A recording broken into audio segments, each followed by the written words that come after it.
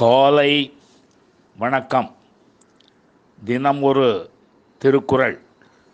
அதிகாரம் வாழ்க்கை துணை நலம். குறள் 55. தெய்வம் தொழாள் கொழுநன் தொழுதெழுவாள் பெய்யெனப் பெய்யும் மழை.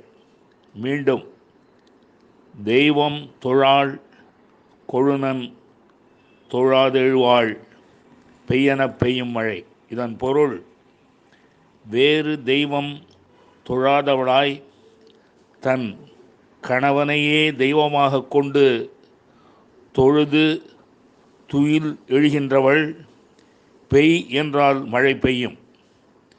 மீண்டும், வேறு தெய்வம் தொழாதவளாய் தன் கணவனையே தெய்வமாக கொண்டு தொழுது தூயில் எழுகின்றவள் பெய் என்றால் பெய்யும் மழை.